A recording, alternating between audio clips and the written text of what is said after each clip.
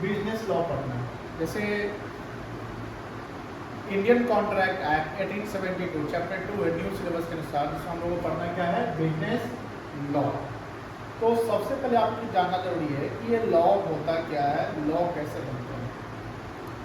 Law जो बनता है इसके लिए मिनिस्ट्री होता है, मिनिस्ट्री ऑफ लॉ कह सकते हैं, कानून बनाने का कानून मंत्री होते हैं। तो लॉ जो हम बनाते हैं किसी भी चीज़ के लिए, तो हमें गवर्नमेंट के 3 हाउस से गुजरना पड़ता है, 3 हाउसेस। ठीक है, जो पहला हाउस होता है इसको क्या बोलते हैं बेटा, लोकसभा। जब यहाँ पर पास हो जाता है तो हमको सेकंड जाना पड़ता है, कहाँ पर, राज्यसभा में। और जब राज्यसभा से पास हो जाता है तो थर्ड जाना पड़ता है कहाँ हमको, प्रेसिडेंट के पास, राष्ट्रपति भवन। और प्रेसिडेंट अपना साइन करते हैं, तो अपना कंसेंट एसेंट देते हैं। एसेंट का मतलब होता है सहमति। जो अपना सहमति दे देते हैं तो वो लॉ एप्लीकेबल हो जाता है। तो लॉ में जो हमें सिलेबस में दिए हुए उसमें आपको एक इंडियन कॉन्ट्रैक्ट एक्ट 1872 पढ़ना है। लॉ आपके लिए 100 मार्क्स का हो गया है। लॉ कितने नंबर का है, 100 नंबर का है, पहले 60 नंबर का होता था। अब लॉ समझिए कि हमें लॉ में पढ़ना है इंडियन कॉन्ट्रैक्ट है। क्या पढ़ना है बेटा, इंडियन कॉन्ट्रैक्ट है।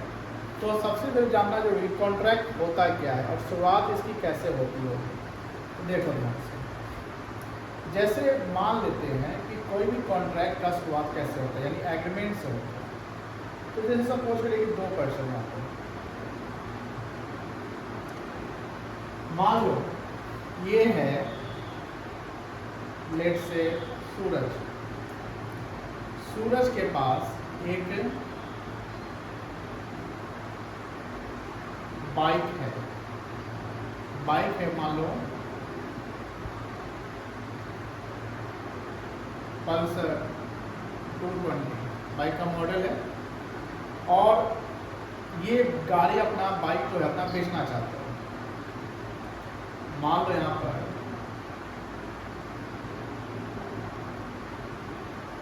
मोहन है। अब सूरज क्या करता है, मोहन को ऑफर करता है। ध्यान सुनिएगा, क्या करता है बेटा, ऑफर करता है। ऑफर का मतलब होता है प्रस्ताव, प्रपोजल, प्रपोज करता है, प्रपोजल देता है।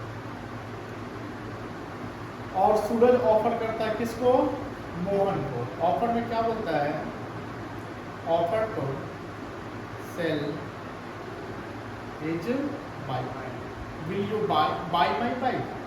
अब बाइक बेचने के लिए बोलेगा तो कहने को उसमें पैसा भी तो बोलेगा, हम इतना बेचना चाहते हैं। मान लो बोलता है 50,000।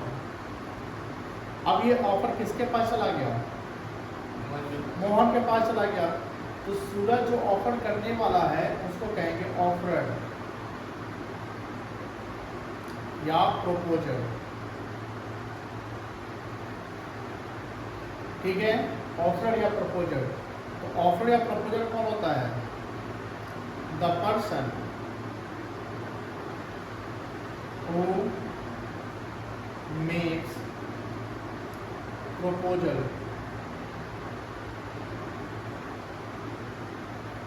Who makes proposal. अब ऑफर जिसको कर रहे हैं वो कौन है, मोहन है। तो मोहन को बोलेंगे ऑफरी। क्या बोलेंगे बेटा, ऑफरी। अब यहाँ पर 50,000 रुपया में हमको जो बाइक बेचना है, तो ये कंसिडरेशन है कि हमको बाइक देने के बाद 50,000 रुपया मिलेगा। अब मोहन के पास डिसीजन लेना है, मोहन को क्या करना है, डिसाइड करना है। क्या डिसाइड करना है, यस और नो। अगर मान लो वो नो बोलता है तो कॉन्ट्रैक्ट नहीं बन पाएगा, आगे बात नहीं बढ़ेगा। लेकिन बोलता है यस, यानी मोहन एक्सेप्ट करता है ऑफर, एक्सेप्टेंस। तो एक्सेप्टेंस कौन देगा, जिसको ऑफर किया गया है। तो एक्सेप्टेंस मतलब होता है अपना कंसेंट देना, सहमति। कौन सहमति दे रहा है, मोहन दे रहा है। मोहन कंसेंट में क्या लिखता है, लिखेगा I accepted your offer and I will pay you 50,000 in return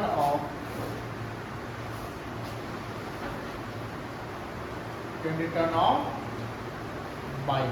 यानी बाइक हमको दे दोगे तो हम तुमको कितना दे देंगे? 50,000। तो यहाँ पर क्या हुआ है कि एक ऑफर जो था वो एक्सेप्ट हो गया। ऑफर क्या हो गया? एक्सेप्ट हो गया। ये बन गया प्रॉमिस। क्या बन गया? प्रॉमिस। और यही प्रॉमिस क्या कहलाता है? एग्रीमेंट कहलाता है। अब ये बाइक बेचने की बात है, सोशल नहीं है, तो ये एग्रीमेंट इन्फोर्सबल बाय लॉ है। यानी अगर वो बाइक नहीं खरीदता है तो कोई ना कुछ अगर लॉस होता है उस केस में सूरज को तो वो पैसा देना पड़ेगा, कॉम्पनसेशन देना पड़ेगा। ये इन्फोर्सबल बाय लॉ है। तो यही जो है, जब एग्रीमेंट, कोई भी एग्रीमेंट अगर इन्फोर्सबल बाय लॉ हो, कोई भी एग्रीमेंट अगर इन्फोर्सबल बाय क्या हो बेटा? लॉ हो, वो बन जाता है कॉन्ट्रैक्ट। क्या बनता है? कॉन्ट्रैक्ट। और कॉन्ट्रैक्ट को डिफाइन किया गया है सेक्शन 2 सबसेक्शन 8। इसको सब सेक्शन पढ़ेंगे। क्या पढ़ेंगे? सब सेक्शन पढ़ेंगे। सेक्शन का पार्ट होता है। और इसको क्या पढ़ेंगे? सेक्शन पढ़ेंगे। तो कॉन्ट्रैक्ट का डेफिनेशन किस सेक्शन में दिया गया है? सेक्शन 2H में दिया गया है। कॉन्ट्रैक्ट होने के लिए पहले क्या होगा? पहले ऑफर होगा। पहले क्या होगा? ऑफर होगा। ऑफर के बाद क्या होगा? एक्सेप्टेंस होगा। और जब ऑफर एक्सेप्टेड हो जाएगा तो वो बन जाएगा प्रॉमिस। क्या बन जाएगा बेटा? प्रॉमिस बन जाएगा। और वही प्रॉमिस एग्रीमेंट कहलाता है। और एग्रीमेंट अगर इन्फोर्सबल बाय लॉ है तो क्या बन जाएगा? कॉन्ट्रैक्ट। कॉन्ट्रैक्ट का रेफरेंस सेक्शन 2H में दिया। यहाँ पर जो दो पर्सन है, कौन कौन है? सूरज और मोहन, ठीक है ना? तो सूरज और मोहन के दोनों के राइट्स और ड्यूटी है। सूरज का क्या राइट्स है? To get ₹50,000। सूरज का अधिकार है ना 50,000 लेने का। मोहन का राइट क्या है? टू गेट द बाइक, कह सकते हैं। इसका ड्यूटी क्या है?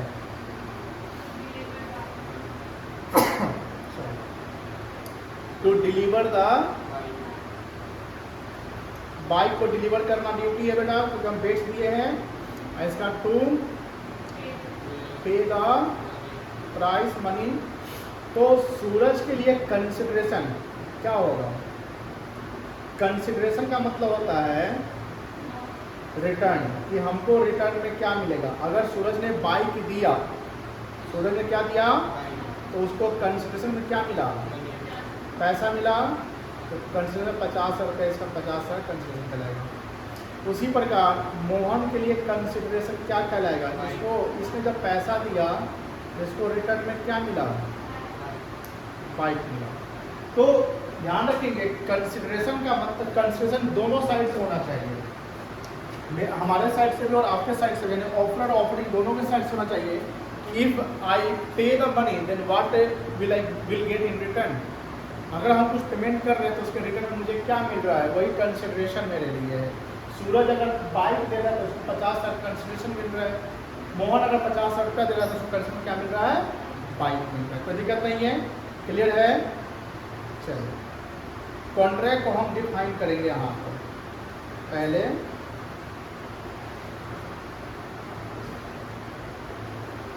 या कॉन्ट्रैक्ट, हाँ, व्हाट इज कॉन्ट्रैक्ट दिख रहा है ना?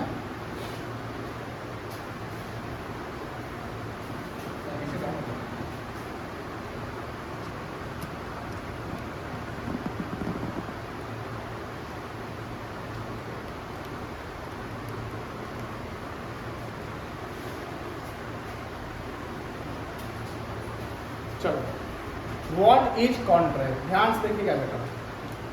कॉन्ट्रैक्ट का डेफिनेशन सेक्शन 2H में दिया गया है। जो भी हम लिखवाएंगे या लिख रहे हैं वो सब नोट करिएगा, ठीक है ना? ये तो PDF चला जाएगा तो आप नोट कर लीजिएगा। व्हाट इज कॉन्ट्रैक्ट, देखिए ये लाइन समझिए।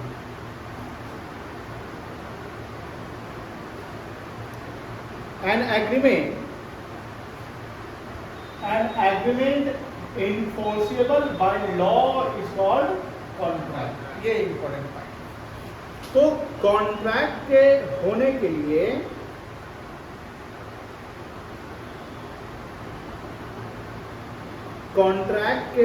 लिए दो एलिमेंट का होना जरूरी है। एक एग्रीमेंट होना जरूरी है और दूसरा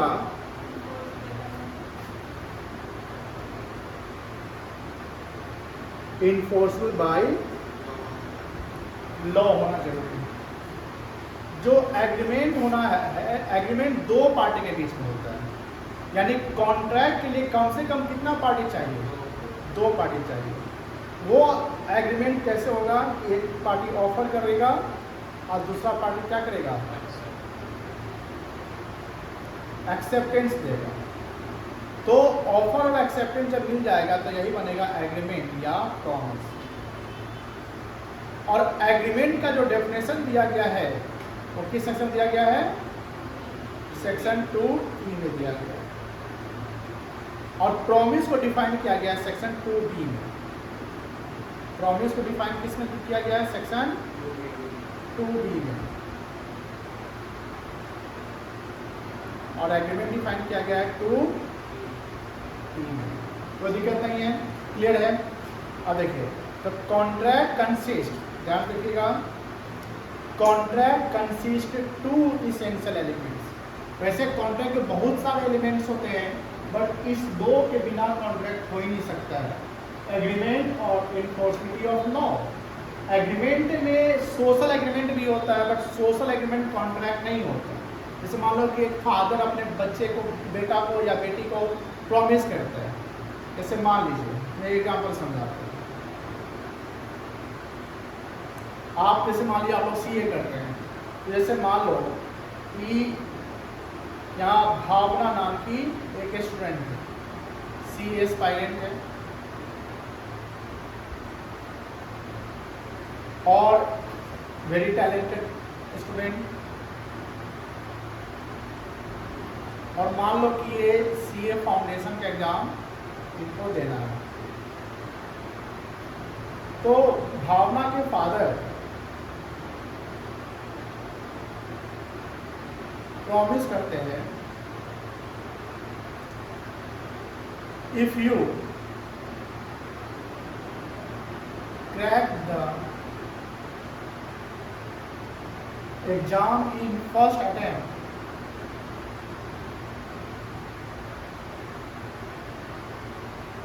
then I will buy an iPad for you। और भावना इसके बाद क्या करती है?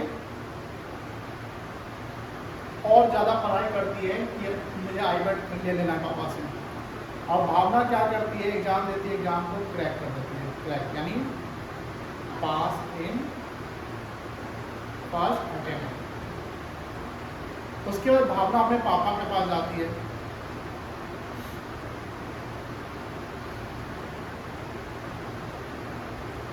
और पापा के पास जाती है अपना मार्कशीट लेकर के, पापा आप मेरा मार्कशीट देखिए। ये देखकर पापा खुश हो जाते हैं,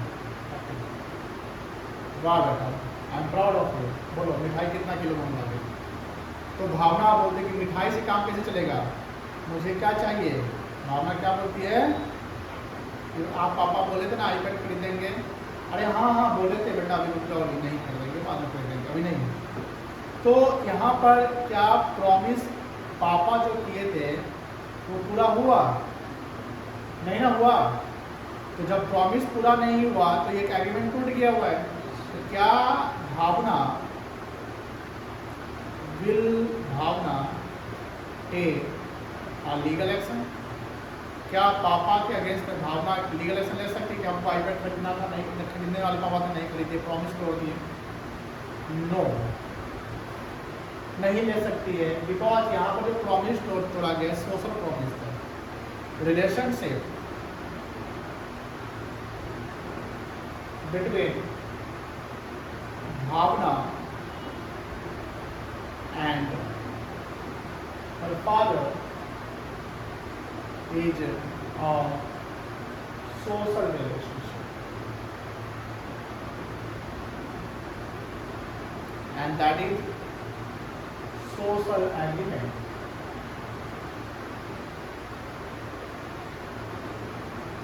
Social agreement is not enforceable by social agreement law के द्वारा इन्फोर्सेबल नहीं है। कोई भी सोशल प्रॉमिस किया गया हुआ अगर टूट जाता है तो वो कॉन्ट्रैक्ट नहीं कहलाएगा। कॉन्ट्रैक्ट वही कहलाएगा जो एग्रीमेंट इन्फोर्सेबल बाय लॉ है। लेकिन मान लो तो भावना और उसके पापा कोई बिजनेस में पार्टनर हैं, वहाँ पापा बोलते हैं कि तुम इतना सेल करवा दो तो 10% कमीशन देंगे, और भावना अगर सेल करवा देती है तो पापा का ड्यूटी बनता है कि कमीशन देंगे, क्योंकि वो अपने पॉकेट से कमीशन नहीं देंगे, वो कमीशन कहाँ से देंगे? बिजनेस से देंगे। अगर वहाँ प्रॉमिस फुलफिल नहीं होता है तब लीगल एक्शन लिया जा सकता है। तो relationship between party to a contract must be legal relationship, social relationship नहीं होना चाहिए। सारे स्टूडेंट और टीचर के बीच में पढ़ाते समय और पढ़ते समय क्या रिलेशनशिप बनता है? तो मैं बोलूँगा कि एक लीगल रिलेशनशिप बन जाता है। तो टीचर का अपना एक ड्यूटी और राइट्स होता है, स्टूडेंट का अपना ड्यूटी एंड राइट्स होता है। लेकिन मान लो कि फ्रेंड सर्किल है तो friendship is the social relationship. Family में जो मेंबर्स है वो सोशल रिलेशनशिप में आते हैं, समाज में हम लोग जो रहते हैं वहाँ सोशल रिलेशनशिप होता है। लेकिन अगर हम समाज दो दोस्त मिलकर कोई बिजनेस कर रहे हैं तो वहाँ पर रिलेशनशिप क्या बन गया? लीगल रिलेशनशिप बन गया। तो कॉन्ट्रैक्ट के लिए कौन सा रिलेशनशिप होना चाहिए? लीगल रिलेशनशिप होना चाहिए, कोई दिक्कत नहीं है। क्लियर है? तो यहाँ पर क्या है कि any agreement which are enforceable by law, enforceable by law में लॉ का होना इन्वॉल्वमेंट जरूरी है, लॉ की लीगलिटी होनी। इन्फोर्सेबल बाय लॉ, अगर लॉ नहीं है तो फिर कॉन्ट्रैक्ट ही नहीं होगा। समझ में आ रही है ना बेटा? कोई दिक्कत नहीं है। अब देखिए एग्रीमेंट क्या है। The term agreement is given in section 2, यानी डिफाइंड एग्रीमेंट को किस सेक्शन में किया गया है? 2E में किया गया। 2A में ऑफर को डिफाइन किया गया है। 2A में किसको ऑफर किया डिफाइन किया गया? ऑफर को। Agreement given section 2E of the act defined as every promise. Agreement में क्या होता है? प्रॉमिस होता है ना, यानी ऑफर होने के बाद क्या होगा? एक्सेप्टेंस होगा। तो ऑफर होने के बाद जब एक्सेप्टेंस होगा तो वही एक्सेप्टेंस तो प्रॉमिस बन जाता है। और जब तक एक्सेप्टेंस नहीं हो एग्रीमेंट नहीं बनने वाला। तो प्रॉमिस सोशल भी हो सकता है और लीगल भी हो सकता है। तो यहाँ पर क्या वर्ड लिखा हुआ है? Every promise and every set of promises. Set of promises मतलब कि आप डिफरेंट लॉट ऑफ प्रॉमिस किए हुए हैं, forming the consideration for each other. जब हम प्रॉमिस कर रहे हैं तो ऑफर और एक्सेप्टेंस के बीच में कंसिडरेशन की बात हो रही है। समथिंग इन रिटर्न कि हमको भी कुछ मिलेगा उसको भी कुछ मिलेगा, तो कंसिडरेशन की बात हो रही है। तो यही हमारा क्या बन रहा है? एग्रीमेंट। और कंसिडरेशन दोनों के लिए होना चाहिए, ईच अदर। जैसे हमने अभी मोहन और सूरज का एग्जाम्पल लिया कि दोनों का कंसिडरेशन बना, एक के लिए बाइक बना और एक के लिए 50,000 रुपये बना। To have an insight into the definition of agreement we need to understand the promise. देखो क्या है प्रॉमिस क्या है? When the person to whom, promise कौन करता है? सामने वाला ना। When the person to whom the proposal is made, यहाँ पर एग्जाम्पल जो दिए थे सूरज और मोहन का, इसमें किसको कौन प्रॉमिस करने वाला है? मोहन।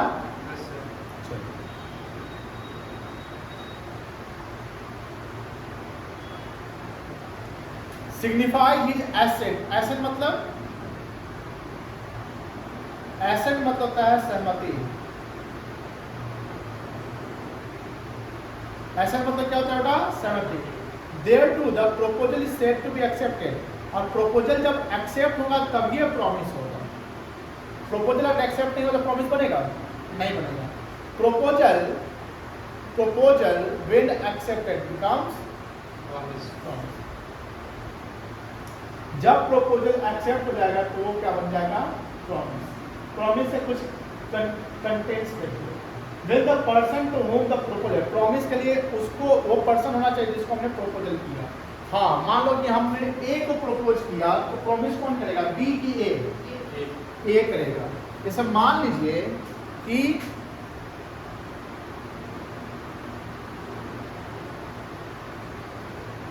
यहां पर मिस ए है और मिस बी है और यहां पर मिस्टर एक्स है। मिस्टर एक्स ए को बोलता है कि मैं बी से शादी करना चाहता हूं, बोल देना मैं शादी करूंगा, इसको बोल देना। किसको बोला, मिस्टर एक्स, लेकिन शादी उसको किससे करना है, बी से। क्या ये प्रॉमिस को कोई करे, इसमें बी करेगी तो काम चल जाएगा, नहीं करेगा चलेगा। हमको कहीं ना कहीं प्रॉपर कम्युनिकेशन होना चाहिए। अगर हमको जिससे शादी करना है या जिससे भी हमको सहमति लेना है, हमको डायरेक्ट उसको कम्युनिकेट करना है। हाँ, उसके बिहाफ में आप कर सकते हैं जब ज्वाइंट है तब, अदरवाइज नहीं कर सकते हैं, कोई दिक्कत नहीं है। तो यहाँ पर ध्यान रखेंगे कि जब प्रॉमिस वही करेगा जो जिसको हम प्रपोजल दे रहे हैं। तो यही लिखा हुआ, when the person to whom the proposal is made, वो प्रॉमिस करेगा जो प्रपोजल जिसको प्रपोजल दिया गया है। सिग्निफाई ही जैसे वो अपना क्या देगा, सहमति। The proposal which is made to him, the proposal becomes accepted. जब एक्सेप्टेड हो जाएगा तो प्रॉमिस बन जाएगा। एक्सेप्टेड प्रपोजल बिकम्स, और जब प्रपोजल एक्सेप्ट हो गया तो क्या बन जाएगा, प्रॉमिस बन जाएगा। कोई दिक्कत नहीं है, यही रहेगी। एग्रीमेंट इज इक्वल्स टू क्या होगा, ऑफर प्लस एक्सेप्टेंस, सॉरी हाँ, offer plus acceptance plus consideration. और कॉन्ट्रैक्ट इक्वल्स टू क्या होगा, एग्रीमेंट प्लस इन्फोर्सबिलिटी ऑफ लॉ। ये सब हाइलाइटर लिख लीजिएगा, ठीक है। इन्फोर्सबिलिटी ऑफ लॉ का मतलब क्या हुआ, an agreement to become a contract must give rise to a legal obligation, which means duly enforceable, legal duty होना चाहिए, social obligation नहीं। एक पेरेंट्स बच्चे को पढ़ाते हैं, ये कौन सा ड्यूटी है, सोशल ड्यूटी। अब सोशल ड्यूटी है तो नहीं, देखो पेरेंट्स बच्चे को पढ़ाते हैं 4 मार्क टेक, जैसे प्राइमरी एजुकेशन होता है तो लीगल हो गया, जहाँ पर राइट टू एजुकेशन आता है। अभी ये सब सीए कर रहे हैं, कोई मान लो एमबीए कर रहा है, कोई मेडिकल कर रहा है, पेरेंट्स के पास पैसे नहीं करवाना चाहे तो क्या आप लीगली करवा सकते हैं, नहीं कर सकते। वहाँ पर पेरेंट्स का वो सोशल ऑब्लिगेशन है। आपका जो भी डेवलपमेंट है वो उनका क्या है, सोशल ड्यूटी है। आज देखते होंगे कि बहुत सारे जनरेशन में क्या होता है कि फैमिली में 4 बच्चे हैं, मान लो या 2 बच्चे हैं, एक लड़का एक लड़की है, और ये जो नॉर्थ मतलब बिहार साइड का ये जो लड़का को बाहर भेज जाता है कि पढ़ेगा वही लड़की को, ये तो ऐसा कॉन्सेप्ट है। डजंट मीन्स कि सर कि अब डिपेंड करता है पेरेंट्स पे कि उनकी कैपेसिटी कितनी है, जितनी कैपेसिटी हो उसके अकॉर्डिंगली चलेंगे ना वो। चलो कोई दिक्कत नहीं है, समझ के बेटा। अब कुछ पॉइंट कॉपी में बनाइए, क्या क्या बनाएगा हम लिख देते हैं।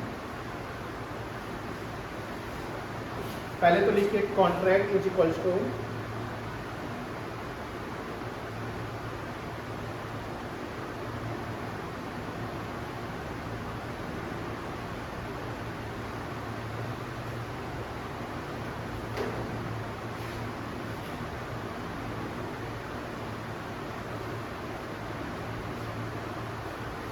contract is equals to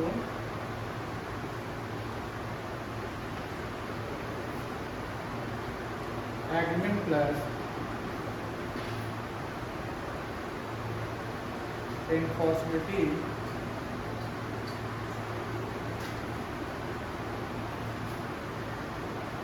of law। Contract में लिखेगा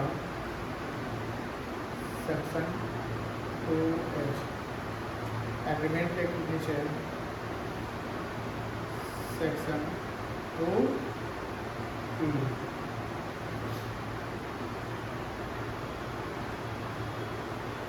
ऑब्लिगेशन, इन्फोर्समेंट का मतलब legal obligation of party, legal obligation of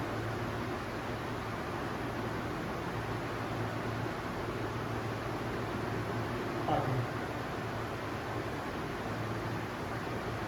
agreement is equals to लिखिएगा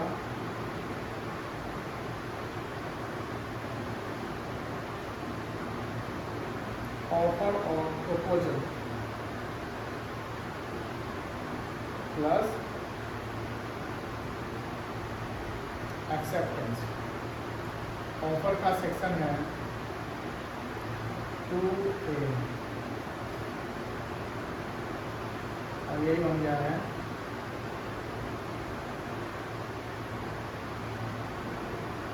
प्रॉमिस, और इसका सेक्शन है 2B।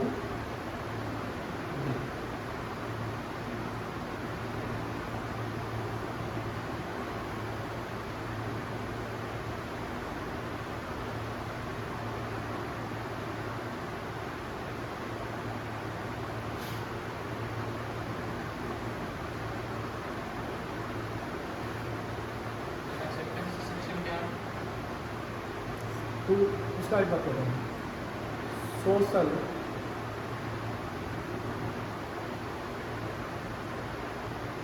obligation will not be considered as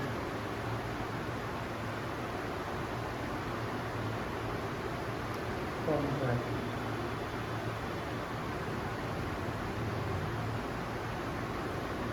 For a contract, relationship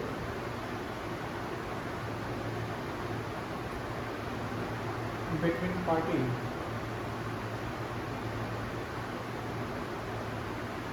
must be legal.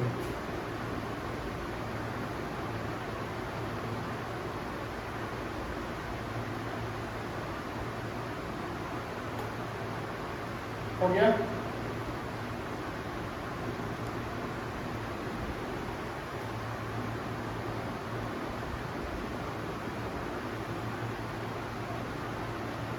हो गया?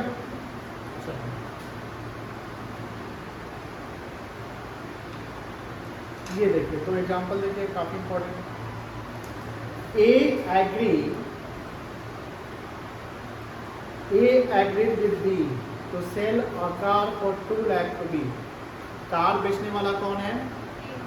खरीदने वाला कौन है? ए के लिए क्या कंसिडरेशन होगा? पैसा, और बी के लिए here A is under obligation. A का ड्यूटी क्या है? कार देना, और बी का duty good. A is under obligation to give car to B and B has right to receive the car on payment of 2 lakh. And also B is under obligation to pay 2 lakh and A has a right to receive 2 lakh. यहाँ right और duty बताया, कोई दिक्कत नहीं है। यही example bike वाला बताया अब आपको भी हम। For father, अब देखो अभी जो भावना एग्जाम्पल है ये आ गया आपका। Father promises to his son to pay him pocket allowance of ₹500 every month. आज के समय 5 रुपये पापा महीना का देंगे तो बच्चा लेवे नहीं करेगा, है कि नहीं करेगा? 5 रुपये महीने का नहीं मिलता है, मिल जाता होगा, 10-20 डेली मिलता होगा ना खर्चा, आने जाने का खर्चा नहीं मिलता है, महीने का है, डेली का नहीं है। 500 महीने का होता तो एक दिन का कितना हो गया?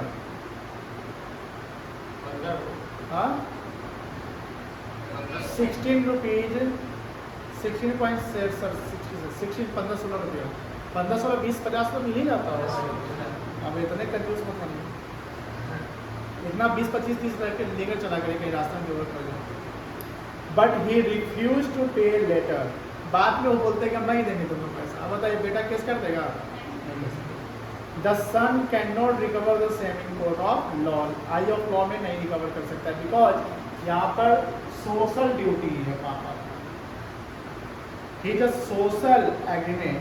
This is not created with an intention to create legal relationship. यहाँ फादर एंड सन के बीच में रिलेशनशिप सोशल है, लीगल रिलेशनशिप नहीं है, कोई दिक्कत नहीं है। क्लियर है? दोनों एग्जांपल क्लियर, बढ़िया से क्लियर हो गया? गुड। देखो लॉ कॉन्ट्रैक्ट क्या करता है? डील्स, यानी लॉ क्या डील करता है? Only such legal obligation. Law क्या डील करता है? Legal obligation.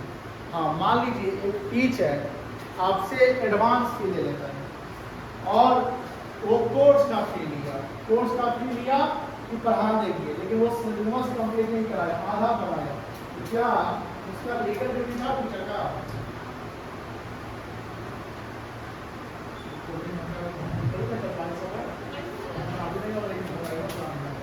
हाँ देखो, तो क्या है, क्या टीचर का लीगल ड्यूटी ऑब्लिगेशन है पढ़ाने का? एकदम है। देखो ध्यान से, लीगल रिलेशनशिप क्रिएट होना जरूरी है।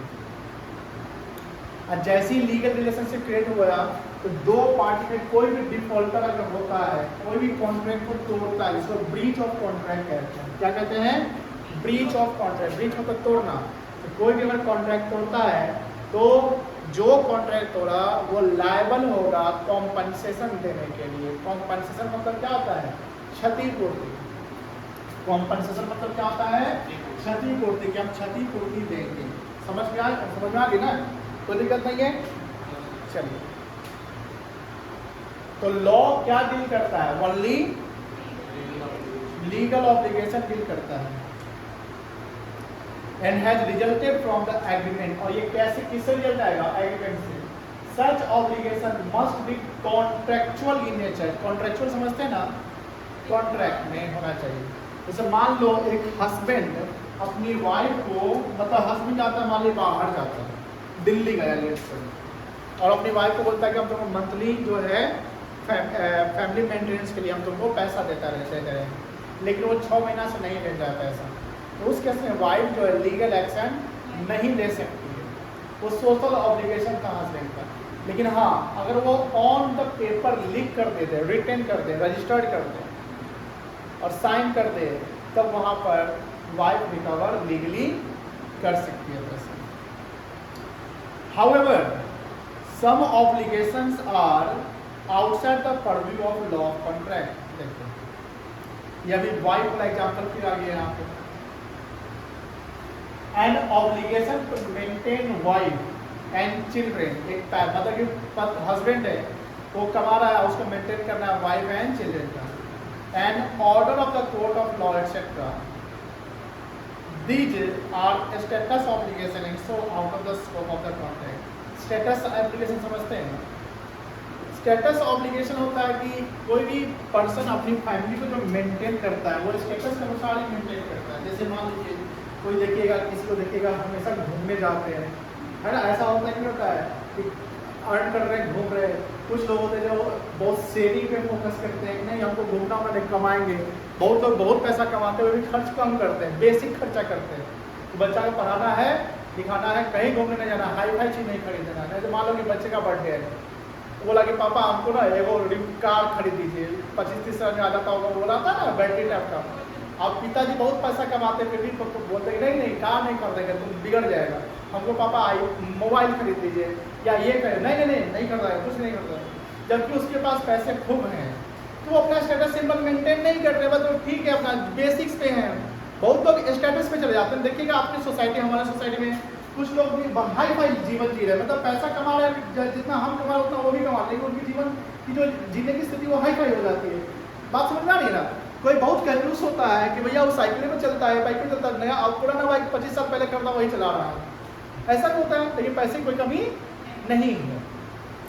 तो फैमिली को मेंटेन करना एक स्टेटस ऑब्लिगेशन है। स्टेटस समझ रहे, रेप्यूटेशन स्टेटस सिंबल है भाई। जैसे आप कोई देखते हैं कि डायमंड का रिंग पहनता है, चेन पहनता है, महंगा कपड़ा पहनता है, महंगा पर्स रखता है, महंगा फोन, महंगा बाइक, महंगा कार सब रखता है, तो ये सब क्या है? स्टेटस सिंबल तो है। वीकेंड पे छुट्टी मनाता है ना? हम लोग वीकेंड पे क्या करते हैं? संडे को घर पे रहते हैं, मोबाइल पे सिनेमा देख लेते हो गया टाइम का। चलिए, तो difference between agreement and contract. Agreement किससे बनेगा? जब ऑफर एक्सेप्ट हो जाएगा तब बनेगा। एग्रीमेंट दो प्रकार का है, सोशल एग्रीमेंट और एक लीगल एग्रीमेंट। लेकिन कॉन्ट्रैक्ट ओनली क्या होगा? लीगल एग्रीमेंट होगा, सोशल एग्रीमेंट कॉन्ट्रैक्ट नहीं होगा। ऐसे हस्बैंड अपनी वाइफ को मेंटेन करने के लिए प्रॉमिस किया, ये सोशल एग्रीमेंट है। कॉन्ट्रैक्ट होगा? नहीं होगा। पापा अपने बेटी को बोलते हैं तुम वो आईपैड खरीदेंगे, तुम सीए क्रैक कर दोगी, तो ये कौन सा एग्रीमेंट है? सोशल एग्रीमेंट है, लीगल एग्रीमेंट नहीं है। Meaning every promise and every set of promises. देखो प्रॉमिस यहाँ सिंगुलर में हो गया, एक प्रॉमिस। सेट ऑफ प्रॉमिस मतलब कि हम मल्टीपल प्रॉमिस किए हुए हैं। फॉर्मिंग द कंसिडरेशन रिटर्न, दोनों को रिटर्न होना चाहिए, दोनों पार्टी को, for each other, promise plus concession also agreement, ठीक है ना। और कॉन्ट्रैक्ट क्या हुआ, agreement which is enforceable by law, agreement plus legal enforceability. तो एग्रीमेंट कॉन्ट्रैक्ट से बड़ा होता है क्योंकि सारा कॉन्ट्रैक्ट एग्रीमेंट ही होगा, तो कॉन्ट्रैक्ट से पहले एग्रीमेंट आता है। लेकिन एग्रीमेंट तो सोशल भी होता है ना, एग्रीमेंट सोशल भी होता है, तो एग्रीमेंट जैसे सोशल ये लीगल है, लेकिन कॉन्ट्रैक्ट कौन सा है, लीगल वाला, सिर्फ लीगल एग्रीमेंट ही कॉन्ट्रैक्ट होगा। तो एग्रीमेंट जो है वाइडर स्कोप में डिस्कस किया जाता है। एग्रीमेंट का wider term include both legal and social. Agreement में क्या है, लीगल एंड सोशल है, लेकिन इसमें क्या है, only legal. It may not create legal obligation, may not मतलब कि जैसे सोशल वाला में लीगल ऑब्लिगेशन क्रिएट नहीं करेगा, लेकिन कॉन्ट्रैक्ट में हमेशा क्या क्रिएट करेगा, लीगल ऑब्लिगेशन क्रिएट करेगा, कोई दिक्कत नहीं है। And agreement does not always grant rights of party, हमेशा एग्रीमेंट जो है राइट्स नहीं क्रिएट करेगा। सोशल वाले में राइट्स नहीं बनता है, लेकिन इसमें हमेशा आपको राइट्स बनेगा always. All agreements are not contract, जैसे सोशल एग्रीमेंट कॉन्ट्रैक्ट नहीं है, लेकिन ऑल कॉन्ट्रैक्ट्स आर एग्रीमेंट। हर कॉन्ट्रैक्ट एग्रीमेंट होगा, जो पूछ सकता है सामने। All agreements are not contract और ऑल कॉन्ट्रैक्ट्स आर एग्रीमेंट।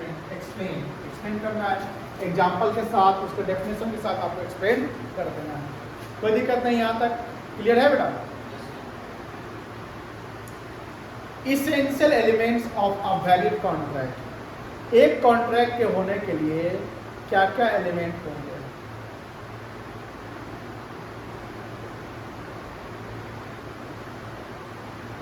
तो सबसे पहले एग्रीमेंट होना जरूरी है। एग्रीमेंट कैसे बना?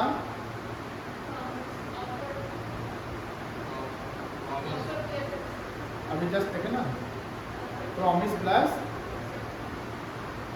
कंसिडरेशन, बोलो हाँ ना। और प्रॉमिस कैसे बना? ऑफर प्लस एक्सेप्टेंस, ठीक है। ऑफर जब एक्सेप्ट हो गया तो बन गया प्रॉमिस, प्रॉमिस का रिटर्न है कंसेशन फॉर ईच अदर कह सकते हैं, तो क्या बन गया, एग्रीमेंट। और एग्रीमेंट कैसे कॉन्ट्रैक्ट बनेगा, जब इन्फोर्सेबल बाय लॉ होगा। तो किसी भी कॉन्ट्रैक्ट को करने के लिए इसका होना जरूरी है। पहला पॉइंट एग्रीमेंट, बिना एग्रीमेंट का कंसेशन हो सकता, कॉन्ट्रैक्ट हो सकता है? No contract.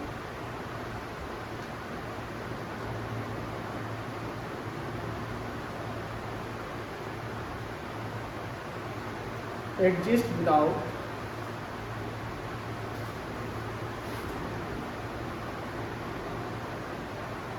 कोई भी कॉन्ट्रैक्ट एग्जिस्ट नहीं करेगा बिना एग्रीमेंट के, यानी एग्रीमेंट होना ही होना है, कोई दिक्कत नहीं बेटा।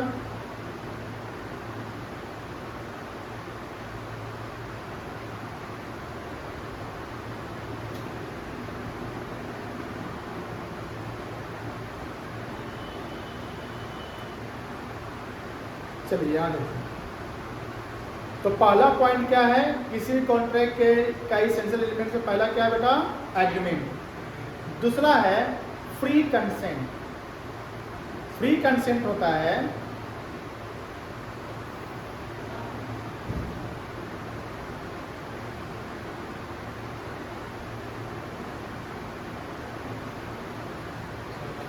कंसेंट मतलब क्या होता है, सहमति। किसी का सहमति क्या होना चाहिए, मतलब बिना दबाव के। फ्री कंसेंट मतलब होता है कि सर हम उस पे कोई दबाव ना डालें, उसको बहलाए फुसलाए नहीं, उसका ब्रेन वॉश ना करें। मान लिया हम आपका ब्रेन वॉश करता हूँ, बहला फुसला दिए, हम आपको डोमिनेट कर दिए। डोमिनेट समझते हैं? डोमिनेंस करना मतलब किसी के दबाव में आप काम कर रहे हैं, हमको ना नहीं बोलना पड़ता, बोल रहे बन रहा है। जैसे मान लो कि एक लड़की अपनी की शादी हो रही है, मजबूरी में कर रहे हो, अपने पापा मम्मी के प्रेशर में कर रहे हैं। एक लड़का सीए करना चाहता है, लेकिन उसके पापा बोलते हैं कि नहीं नहीं तुम एमबीए करेगा। एक बच्चा जो फोटोग्राफर बनना चाहता है लेकिन उसके बाद बोलते हैं तुम इंजीनियरिंग करेगा, 3 इडियट्स देखे थे। Yes. तो वहां पर वो किसी के दबाव में कोई काम कर रहा है ना, यानी उसका सहमति, जो वो सहमत हुआ है, तो सहमति जो दिया है अपने मन से दिया है कि किसी के दबाव में दे रहा है, दबाव में दे रहा है, तो उसका कंसेंट जो है वो फ्री नहीं है, उसका कंसेंट फ्री नहीं है। एक मान लीजिए कि एक साधु, जैसे जो होते हैं ना काजी, काजी बोलते हैं ना मौलवी को, क्या बोलते हैं, मौलाना, हाँ नहीं जानते हो, मौलाना बोलते हैं, मौलाना हो गए, बाबा हो गए, कोई ऐसा जो हो गए, ये जो धर्मगुरु लोग होते हैं, तो धर्मगुरु हमें धर्म की बातें सिखाते हैं, धर्म की बातें सिखाते हैं, उसमें हम लोग का ब्रेन वॉश हो जाता है कि नहीं यही धर्म से, सभी धर्मगुरु अपने अपने धर्म को प्रमोट करते हैं ना, हर जैसे हिंदू धर्मगुरु हिंदू के धर्म को प्रमोट करेंगे, ये जो मुस्लिम धर्मगुरु इस्लाम के धर्मगुरु इस्लाम को प्रमोट करते हैं, सभी अपने अपने विचारों को रखते हैं, हम लोग उसको फॉलो करते हैं। लेकिन इसमें कुछ लोग ऐसे होते हैं जो निगेटिव प्रमोशन करते हैं, निगेटिव समझते हैं ना, गलत है, मतलब ये नहीं है बट भी वो निगेटिवली प्रमोट कर रहे हैं, ये वो आपको दबाव देंगे यही करिएगा, वो करिएगा तो घबराया जाएगा, अब उसके बहकावे में हम आ जाते हैं। होता है नहीं होता है अंधविश्वास जिसको आप कहते हैं। जब अंधविश्वास यानी हम उसके दबाव में है, तो कहने कि हम उनकी बात को फॉलो कर रहे हैं, तो यहां पर भी हमारा कंसेंट फ्री नहीं है। एक वकील अपने क्लाइंट को दबाव डाल रहा है कि भैया ऐसे आप कोर्ट में ये ऐसे करना, ये बोलना, तुम्हारा केस लड़ रहे हैं। एक डॉक्टर अपने पेशेंट पे दबाव डाल रहा है, एक टीचर अपने स्टूडेंट पे दबाव डाल रहा है, एक मम्मी पापा अपने बच्चों पे दबाव डाल रहे हैं।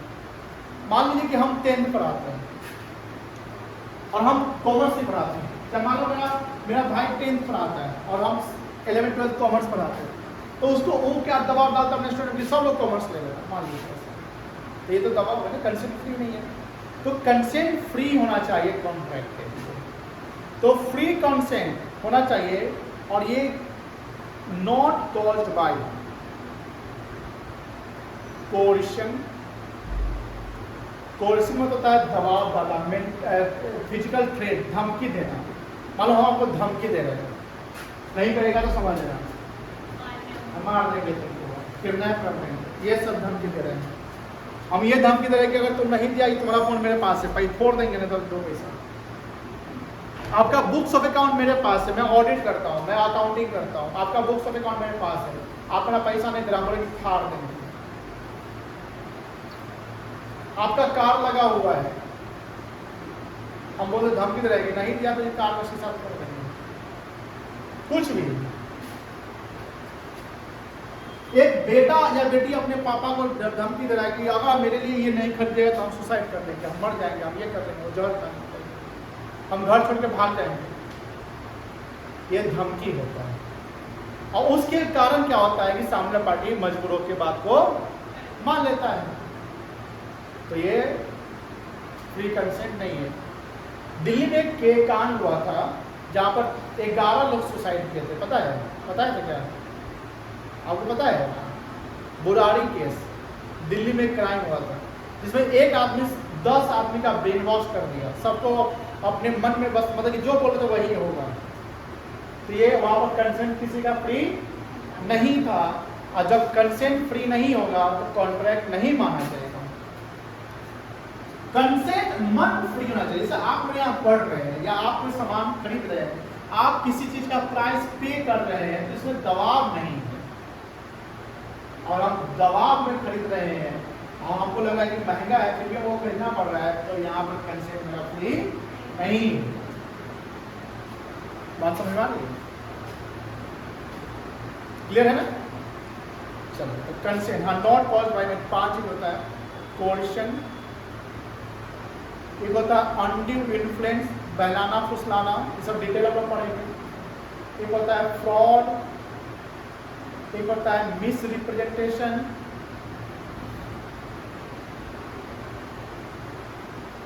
और 5वां होता है मिस्टेक।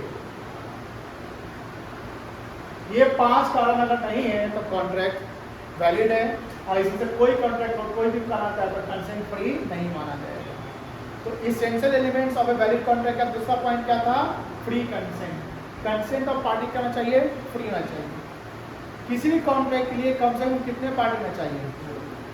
एक पार्टी, सिंगल पार्टी कॉन्ट्रैक्ट नहीं कर सकता है, दो पार्टी, एक ऑफर है, एक ऑफर होना चाहिए। और सबके बीच में क्या रिलेशनशिप होना चाहिए बेटा? लीगल रिलेशनशिप होना चाहिए। पढ़िए, टू पार्टी का एग्जाम्पल समझिए। One can not contract himself, एक आदमी कॉन्ट्रैक्ट खुद का नहीं कर सकता है। किसी भी कॉन्ट्रैक्ट के लिए कम से कम कितने पार्टी चाहिए? दो पार्टी। एक एग्जाम्पल नंबर 4 पढ़िए। To constitute a contract of sale, sale करना है तो सेल आप खुद से कर लीजिएगा, बायर चाहिए सेल करने के लिए, बायर चाहिए ना।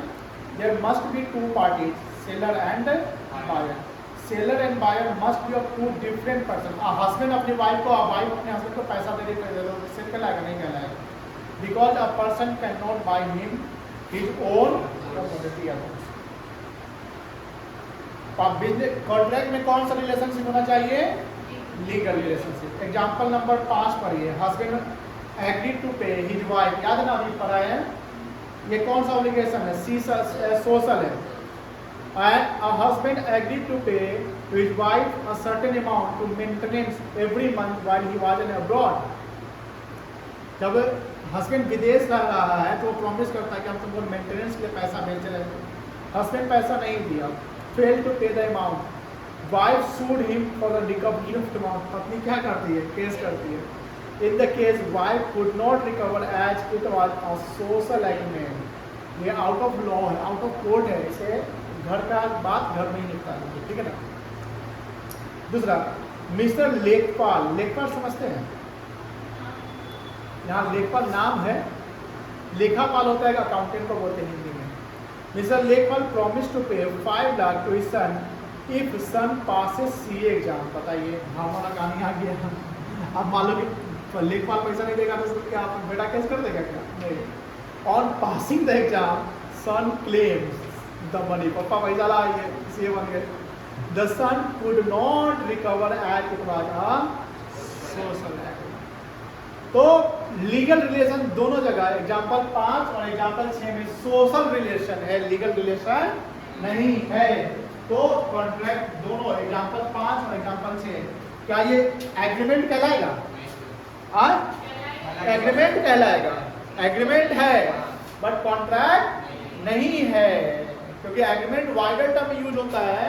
एग्रीमेंट सोशल एग्रीमेंट भी होता है और लीगल भी होता है, बट ये सोशल एग्रीमेंट है। तो यहाँ पर ऑफर भी है, एक्सेप्टेंस भी है, प्रॉमिस भी है, एग्रीमेंट भी है, बट इन्फोर्सबल बाय लॉ नहीं है। That's why it is not the contract. चलिए, कोई दिक्कत नहीं है, पढ़िए। ये वाल्फर एंड वाल्फर केस में आएगा, बड़ा मजेदार है। There must be an intention on the part of the party to create legal relationship between them. Social or domestic type of agreement are not enforceable in court of law, and hence they do not result into the contract. कोई दिक्कत नहीं है? Sorry, तो family court में वहाँ पर consideration नहीं होता है। फैमिली कोर्ट में क्या है, पति मान लो कि पत्नी को मार रहा है, एक जैसे नहीं तो डोमेस्टिक डिस्प्यूट हो रहा है, डोमेस्टिक वायलेंस हो रहा है, हाँ पैसा मान लो मेंटेनेंस नहीं आता, तो पत्नी केस कर रही, तो वहाँ पर वो समझाया जाएगा। फैमिली कोर्ट में क्या है, उसको समझाया जाएगा कि हाँ भैया आप इसका मेंटेनेंस करिए, नहीं तो उसमें क्या होगा कि आगे का बात बढ़ जाएगा। फिर पति अगर नहीं मानता है तो उसका एक्शन लिया जा सकता है और लिखित देना पड़ेगा वहाँ पैसा देंगे। बात में समझ आ रही है ना। तो यहाँ पत्नी वाली बात में फैमिली कोर्ट में तो हो सकता है, बट फैमिली कोर्ट में जो होगा उसके लिए फिर also on the paper written होना चाहिए। क्लियर है ना?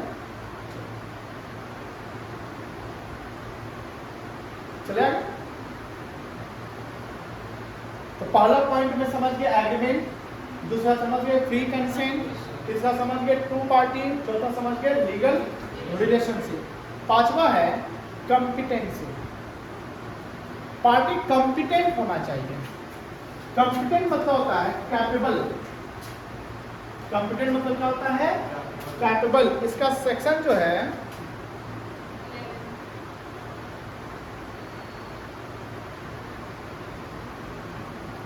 11 है। सेक्शन 11 में कॉम्पिटेंसी ऑफ पार्टी बोला गया है और पार्टी कॉम्पिटेंट कब माना जाएगा? जब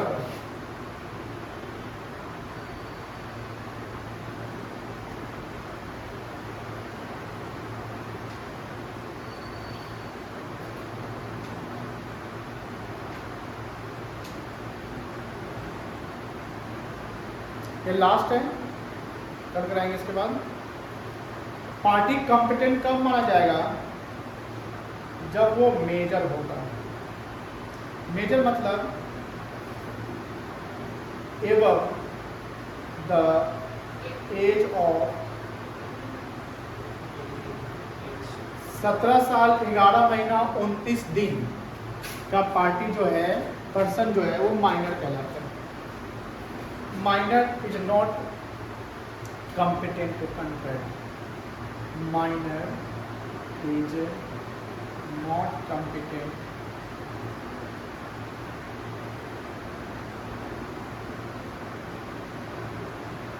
to contract. दूसरा, साउंड माइंड होना चाहिए। साउंड माइंड का मतलब होता है दिमाग से ठीक होना चाहिए, मेंटली साउंड, मेंटली कैपेबल। जैसे कोई शराबी है वो साउंड माइंड नहीं कहलाएगा, कोई पागल है वो साउंड माइंड नहीं कहलाएगा, कोई एलियन एनिमी है, एलियन एनिमी मतलब किसी कंट्री में जो वार हो गया वहाँ पे कोई देश से हम कोई कॉन्ट्रैक्ट करें तो वो कॉन्ट्रैक्ट नहीं माना जाएगा। कोई ड्रग्स एडिक्टेड है, कोई बहुत ज़्यादा बीमार है, मान लो बुखार लगा 104, उसमें वो माइंड उसका साउंड नहीं कहलाएगा। किसी का एक्सीडेंट हो गया, हालत खराब है, उसका माइंड साउंड नहीं है। बहुत गुस्सा में है, झगड़ा कर रहे, बहुत भयानक झगड़ा, बहुत भयानक गुस्सा में है, कुछ भी कर सकता है, तो माइंड साउंड नहीं देखते हैं। जब आदमी बहुत गुस्सा है तो हम कॉन्ट्रैक्ट की बात करने जाएंगे, हमको पता भाई पहले समझ लो, ठीक है ना, आप कॉन्ट्रैक्ट करते हैं। साउंड माइंड का मतलब मेंटली कैपेबल, यानी हम उसको दो बोल रहे तो दो का दो समझ रहा है, दो का चार की नहीं समझ रहा है। एक शराबी जो होता है देखते होंगे तो दो का चार समझ लेता है, जाना है अपना घर चल जाता है पड़ोस के घर में, ऐसा होता है कि नहीं होता है? चलाना है गाड़ी रोड पर से चलाता है नाली में से, होता है। तो साउंड माइंड नहीं है, that's why he is not capable to contract. And third है नॉट टू बी डिस्क्वालीफाइड, और डिस्क्वालीफाइड नहीं होना चाहिए कहीं से भी। जैसे पार्टनरशिप फर्म में कोई पार्टनर है और पार्टनर डिस्क्वालीफाई हो गया, रिटायर कर गया, डिस्क्वालीफाई हो गया, तो वो कॉन्ट्रैक्ट एज ए पार्टनर नहीं कर सकता है। बैंक का कोई मैनेजर है, किसी ब्रांच मैनेजर, कोई ब्रांच का मैनेजर है और वो ब्रांच मैनेजर वहाँ से रिटायर, सस्पेंड या चला गया दूसरी जगह, तो फिर उस ब्रांच के लेवल पे वो कॉन्ट्रैक्ट नहीं कर सकता है, डिस्क्वालीफाइड हो गया। तो डिस्क्वालीफाइड कॉन्ट्रैक्ट उस लेवल पे नहीं कर सकता।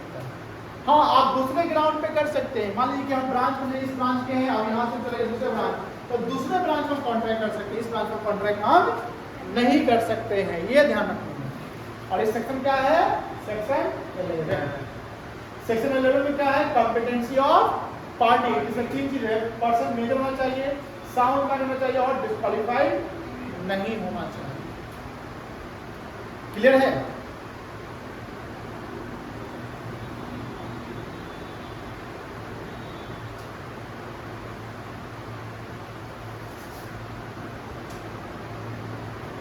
ये पढ़िए।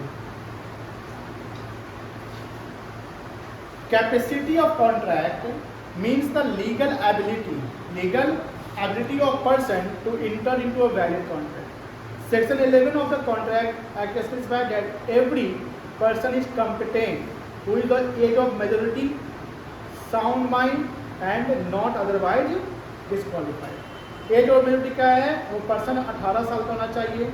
साउंड माइंड का मतलब क्या हुआ कि जो पागल नहीं, जैसे लिमनेटिक नहीं हो, इडियट नहीं हो, drunken person under the influence of some intoxicant is not suppose to a person of sound mind. ये लोग साउंड माइंड नहीं होना चाहिए। लेकिन ध्यान रखिएगा, जिस समय हम कॉन्ट्रैक्ट कर रहे हैं ना, उस समय की बात करिएगा। शराबी हमेशा शराब नहीं ना पिए रहता है। मान लो कि अभी कोई इंसान शराब के नशे में, दम शराब नशे में, तो उस समय कॉन्ट्रैक्ट नहीं कर सकता, लेकिन जिस समय वो ठीक हो गया उस समय कॉन्ट्रैक्ट आप कर सकते हैं। थर्ड है, requires that a person entering into a contract should not be disqualified by his status, वो जिस स्टेटस पे है वहां से डिस्क्वालीफाइड नहीं होना चाहिए। कोई दिक्कत नहीं है। चलिए आगे का पॉइंट हम लोग कल डिस्कस करते हैं, ठीक है, बाय बाय।